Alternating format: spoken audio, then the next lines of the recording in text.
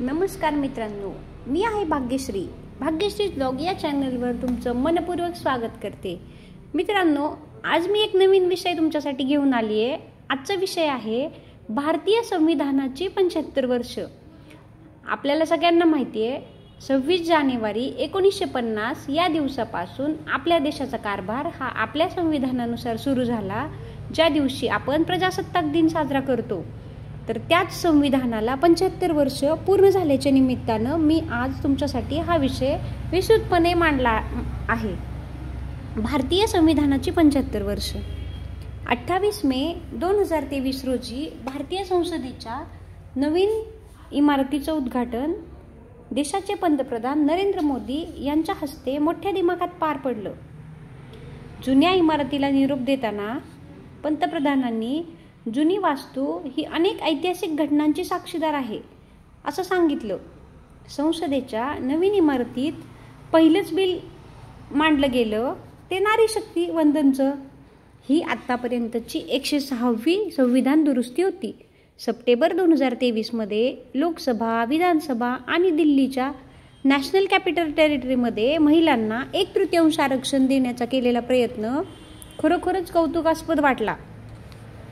ज्या स्त्रीला माणूस म्हणून जगण्याचा अधिकार मिळायला इतका उशीर झाला, तिला या राखीव जागा जरी 2029 नंतरच्या निवडणुकीत मिळणार असल्या तरीही हे केवळ भारतीय संविधानामुळे शक्य झालं, याचा विसर पडून चालणार नाही. 2047 पर्यंत महासत्तेच्या पंक्तीत बसण्याचं भारत देशाचं स्वप्न, त्यासाठी कृषीपासून अंतराळापर्यंत आपण करत असलेली प्रगती आपण नेहमीच चर्चित असतो.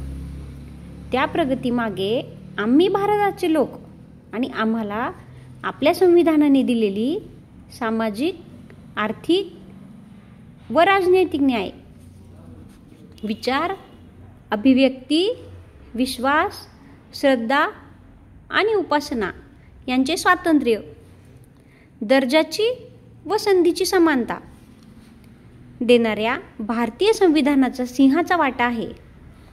भारतीय राज्यघटना स्वीकारून 75 वर्ष पूर्ण झाल्याच्या स्मरणार्थ केंद्र सरकारने वर्षभर चालणाऱ्या ऐतिहासिक उत्सवाच्या प्रारंभाची घोषणाही केली.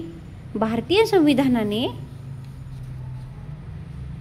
आपला अमृत महोत्सव साजरा करणे हा एक मैलाचा दगड असून आपल्या सार्वभौम, समाजवादी, धर्मनिरपेक्ष, गणराज्य, लोकशाहीचा उल्लेखनीय प्रवास यातून प्रतिबिंबित होतो. 26 नोव्हेंबर 2024 रोजी सुरू झालेला हमारा संविधान हमारा स्वाभिमान हा कार्यक्रम आपल्या संविधानाच्या मूलभूत तत्वांचा आणि संविधानाची मूल्य चिरस्थायी असल्याचा पुरावाच देतात. असे असले तरीही विविधतेने नटलेल्या विविध विचारांच्या जनतेला एकाच धाग्यात बांधण्याचे महान काम करणाऱ्या संविधान निर्मात्यांच्या योगदानाचा सन्मान करणे हाच यामागचा उद्देश आहे. स्थापनेपासून गेल्या 75 वर्षात राज्यघटना देशाच्या प्रगतीला आकार देणारी मार्गदर्शक चौकट म्हणून काम करत आहे. 26 नोव्हेंबर 1949 रोजी संविधान सभेने संविधान स्वीकारून ते भारतीय जनतेप्रत अर्पण केलं. संविधानानुसार देशाचा अंमल सुरू झाला तो 26 जानेवारी 1950 पासून डॉक्टर बाबासाहेब आंबेडकर यांच्या नेतृत्वाखाली भारतीय घटनेचा मसुदा बनविण्याचं मुख्य कार्य पार पडलं. 9 डिसेंबर 1946ला संविधान सभा अस्तित्वात आली. 11 डिसेंबर पासून तिचे नेतृत्व डॉक्टर राजेंद्र प्रसाद यांनी केलं. 2 वर्ष 11 महिने 17 दिवसाच्या अथक परिश्रमानंतर आपलं भारतीय संविधान अस्तित्वात आलं. 26 जानेवारी 1950ला राज्यघटना लागू झाल्यापासून सुमारे 7 दशकानंतर आपण काय गमावलं किंवा काय कमावलं हा प्रश्न खरंच आत्मकेंद्रित करायला लावतो. भारताची राज्यघटना जगातील सर्वात मोठी लिखित कायदेशीर दस्तऐवजांपैकी एक आहे. ती तयार करताना तब्बल 60 देशांच्या राज्यघटनांचा अभ्यास करून तयार केली गेली. असे असले तरीही भारतीय संविधान हे एक केवळ कायद्याचं पुस्तक नसून समाजातील सर्व घटकांना समान अधिकार, समान संधी मिळवून देण्यासाठीचं एक मार्गदर्शक तत्व आहे. आत्तापर्यंत भारतीय लोकशाहीने विविध संकटे आणि आव्हानांना सामोरे जात संविधानाचा आदर राखला आहे. ताठर आणि लवचिक यांचा संगम असणारी आपली घटना वेळेप्रसंगी उपयुक्तच ठरली.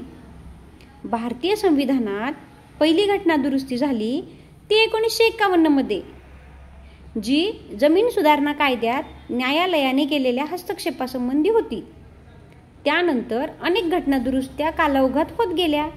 संविधानात सर्वात जास्त बदल केला तो 1976च्या 42व्या घटना दुरुस्तीने, ज्यामुळे तिला लघु संविधान असंही म्हटलं गेलं.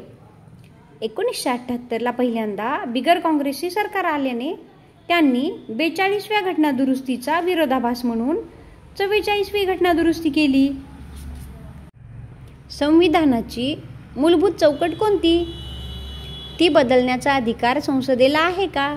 असे अनेक मुद्दे उपस्थित करणारा 1973चा केशवानंद भारती खटला संविधानात बरेच स्थिरत्व प्राप्त करून देणारा ठरला. स्वातंत्र्यप्राप्ती होऊन 45 वर्ष उलटली तरीही स्थानिक स्वराज्य संस्थांना घटनात्मक दर्जा नसल्यामुळे मुळाविना गवत असा प्रवास चालू होता. यामध्ये निर्णायक बदल केला तो 1992च्या 73 आणि 74व्या घटना दुरुस्तीने. पंचायत राज आणि नागरी स्थानिक स्वराज्य संस्थांना घटनात्मक दर्जा देऊन महिलांनाही त्यात 1/3 आरक्षण दिले. 2000 ते 2015 जग मिलेनियम डेव्हलपमेंट गोलच्या मागे धावत असताना आपल्या देशाने 2002ची 86वी घटना दुरुस्ती करून भारतातील बाल शिक्षणाचा अभाव लक्षात घेऊन 6 ते 14 वयोगटातील बालकांना शिक्षण बंधनकारक करण्याचा मोलाचा प्रयत्न केला. या घटना दुरुस्तीमुळे शिक्षणाची पातळी सुधारली असली तरीही शिक्षणाचा दर्जा अजूनही आव्हान देणाराच आहे. देशाच्या प्रगतीत भारतीय संविधानात काळाप्रमाणे अनेक चांगले बदल घडवून आणण्यात घटना दुरुस्तीची प्रक्रिया महत्त्वाचीच ठरली आहे. मात्र ज्या ठिकाणी सामाजिक न्याय, समता, पक्षपातीपणा असे मूलभूत प्रश्न उभे राहिले तिथे घटनेतील काही दुरुस्त्या रद्दही करण्यात आल्या. हे विशेष. 31 ऑक्टोबर 2019 रोजी जम्मू काश्मीरला इतर राज्यांपेक्षा वेगळा दर्जा देणारे कलम 370 रद्दबातल ठरविण्यात आले. भारतीय संसद श्रेष्ठ की न्यायव्यवस्था असा वाद अनेक वेळा प्रत्यक्ष अप्रत्यक्षपणे उफाळून येत होता. जेव्हा 2014ला 99वी घटना दुरुस्ती करून न्यायाधीशांच्या नियुक्तीसाठी नॅशनल ज्युडिशियल कमिशन आणण्याचा प्रयत्न संसदेने केला तेव्हा तो मूलभूत चौकटीला धक्का असल्याचे निदर्शनास आणून देत न्यायालयाद्वारे रद्दबातल ठरविण्यात आला. संविधान सभेच्या सत्रात बोलताना डॉक्टर आंबेडकरांनी सांगितले होते की संविधान बदलायचे असेल तर ते लोकांच्या इच्छेनुसार आणि लोकांच्यासाठी बदलले गेले पाहिजे. मात्र संविधानाने नागरिकास दिलेला हक्क हा कर्तव्य आणि जबाबदारीसोबत येतो. संविधान ज्याप्रमाणे नागरिकाच्या संरक्षणाची, जीवित व्यक्ती स्वातंत्र्याची हमी देते त्याचप्रमाणे संविधानाचा अभिमान बाळगून त्याचे रक्षण करणे, संविधानाचा आदर राखणे हे प्रत्येकाचे मूलभूत कर्तव्य आहे. भारतीय संविधान हे भारताच्या विकासाचे एक आदर्श साधन आहे.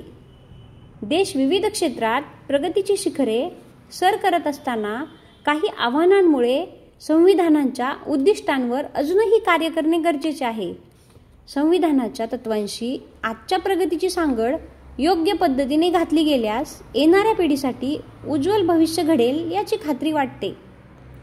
मित्रांनो, हा विषय तुम्हाला आवडला असल्यास तुम्ही नक्की लाईक करा आणि चॅनलला सबस्क्राईब करा. धन्यवाद.